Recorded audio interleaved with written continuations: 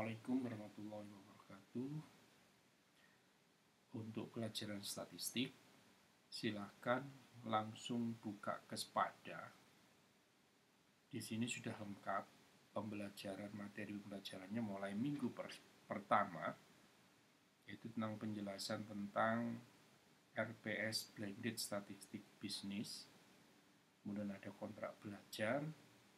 Kemudian ada pengertian statistika dalam bentuk video, silakan diamati. Juga materi PPT pengertian statistika. Ada juga video tentang populasi dan sampel. Jadi kalau di video ini diklik akan muncul penjelasannya. Hai guys, welcome back to Gios Class. Nah, hari ini aku mau bahas tentang salah satu topik dasar yang ada di pelajaran statistik, yaitu perbedaan antara populasi dan sampel. Nah, ini populasi itu adalah jumlah keseluruhan dari. Di samping dilihat di websitenya sini, Anda juga bisa langsung klik muncul menjadi layar tersendiri. Silakan mana Hai guys, yang welcome back to Gios Class. yang Nah, hari ini disukai. aku mau bahas tentang salah satu topik dasar. Kita kembali ke Spada. Ini kemudian di akhir Anda selalu bisa menemukan tugas. Kalau di sini tugas statistika, pengertian statistika. Kalau Anda klik akan muncul seperti ini. Nah, ini silakan beri nama, NIM, kemudian diisi. Ini multiple choice. Jadi setiap minggu kita bisa mengevaluasi hasil belajar mahasiswa. Kemudian ada daftar hadir, jangan lupa selalu daftar hadir pada setiap hari Kamis. Oke. Kemudian untuk minggu kedua yaitu penyajian data. Penyajian data bisa diklik juga seperti tadi atau bisa dilihat di websitenya. Materi penyajian data juga bisa diunduh dengan hanya melakukan klik pada penyajian data pada kolom ini. Kemudian penyajian data dan histogram, ada tutorialnya, bisa diklik langsung di website atau diklik pada website sendiri, website YouTube-nya langsung. Kemudian seperti biasa ada tugas statistik, yaitu penyajian data. Kemudian juga ada penjelasan tentang bagaimana membuat penyajian data dan diagram batang menggunakan SPSS. Kemudian ada daftar hadir pertemuan kedua. Begitu juga untuk pertemuan ketiga.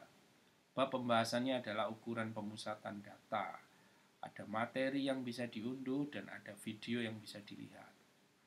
Videonya tentang ukuran pemusatan data dan kemudian ukuran pemusatan data berkelompok. Ada 2 video. Kemudian sebenarnya ada juga video ukuran letak kuartal, desil, dan persentil. Kemudian ada tugas 3 minggu ketiga statik tentang ukuran pemusatan data, silakan diisi untuk mengetahui apakah Anda sudah mengerti apa belum. Dan ada juga daftar hadir. Kemudian minggu keempat, pokok bahasan adalah ukuran penyebaran. Materi bisa di-download, video bisa dilihat secara langsung di website atau melalui YouTube-nya, tinggal klik saja. Video yang kedua tentang ukuran penyebaran data statistik. Ini juga bisa dilihat video kedua. Kemudian video yang ketiga adalah tabel distribusi frekuensi dan histogram di Microsoft Excel. Bisa diklik. Kemudian video yang keempat adalah cara membuat tabel distribusi frekuensi dengan SPSS. Bagaimana caranya ada di sini.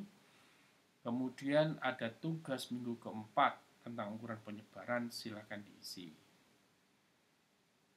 Kemudian ada daftar hadir juga untuk diisi pada hari Kamis, minggu pertemuan keempat. Kemudian minggu kelima adalah angka indeks. Materi angka indeks bisa di-download, videonya bisa dilihat tentang angka indeks. Kemudian silakan untuk mengisi tugas kelima, minggu kelima statistika angka indeks. Sedangkan minggu ke-6 kita akan membahas tentang deret berkala dan peramalan. Materinya bisa di-download, videonya juga bisa dilihat, kemudian tugasnya bisa dikerjakan. Jangan lupa nanti akan ada absensi. Kemudian minggu ke-7 tentang konsep dasar probabilitas. Materi juga bisa di-download, videonya bisa dilihat tentang probabilitas. Kemudian ada lagi video tentang permutasi dan kombinasi. Ini juga bisa dilihat, dipelajari langsung. Dan ada tugas minggu ke-7 tentang konsep dasar probabilitas. Minggu ke-8 distribusi probabilitas diskrit. Materinya bisa di-download. Kemudian videonya juga bisa dilihat. Ada video aplikasi distribusi peluang binomial dan distribusi hipergeometrik menggunakan Microsoft Excel. Minggu ketiga adalah tanya jawab tentang distribusi Poisson. Dan jangan lupa mengerjakan tugas ke-8 pada minggu 8, distribusi probabilitas distrik. Minggu ke-9 kita belajar tentang probabilitas normal. Materinya bisa di-download, video tutorialnya bisa dilihat. Kemudian minggu ke-10 adalah UTS.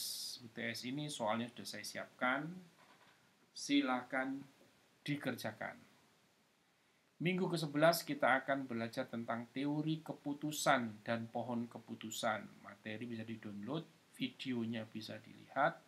Ada 2 video dan ada tugas minggu ke-11 untuk diisi mahasiswa.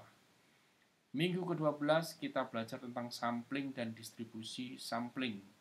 Materi bisa di-download, videonya bisa dilihat. Kalau kurang paham silakan diulang-ulang lagi videonya. Jangan lupa mengisi tugas minggu ke-12 sampling dan distribusi sampling. Minggu ke-13 kita membahas tentang uji hipotesis. Materinya sudah saya siapkan. Ada 2 materi pendukung, kemudian video tutorialnya tentang pengujian hipotesis sampel kecil dan pengujian hipotesis sampel besar. Jangan lupa tugas minggu ke-13 tentang uji hipotesis dikerjakan. Minggu ke-14 kita belajar tentang uji beda, uji korelasi, dan regresi. Nah, ini biasa diperlukan untuk mengerjakan skripsi. Kalau skripsi kita modelnya adalah kuantitatif. Ada materi, kemudian ada video tentang independent sample test menggunakan SPSS. Kemudian ada video uji analisis korelasi Pearson dengan SPSS.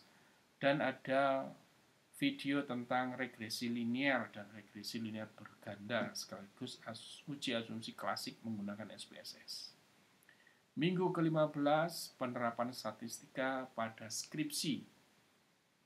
Anda bisa download materinya. Contoh skripsi yaitu pengaruh minat dan motivasi belajar terhadap prestasi mahasiswa. Kemudian ada juga video tentang cara analisis deskriptif karakter responden kuesioner penelitian cara menggunakan SPSS. Ini video ketika kita menganalisa data deskriptif dari hasil kuesioner yang kita sebarkan kepada responden. Kemudian ada tutorial juga dalam bentuk video uji validitas cara melihat R-tabel dengan SPSS dan uji reliabilitas, uji Crobats alpha, uji instrumen penelitian. Kemudian terakhir minggu ke-16 adalah ujian akhir semester. Di sini juga sudah ada soal-soalnya yang bisa dikerjakan. Jadi itu yang bisa saya sampaikan untuk materi lengkap selama 16 pertemuan di SPADA. Sudah saya siapkan, silakan dipelajari. Kalau belum paham, silakan diulang-ulang videonya. Apabila kurang paham lagi, silakan sampaikan di grup WhatsApp sehingga kita bisa lakukan sesi khusus pembahasan untuk membahas hal-hal yang dipertanyakan. Demikian dari saya. Terima kasih, selamat belajar, semoga menjadi ilmu yang bermanfaat. Saya akhiri, Assalamualaikum warahmatullahi wabarakatuh.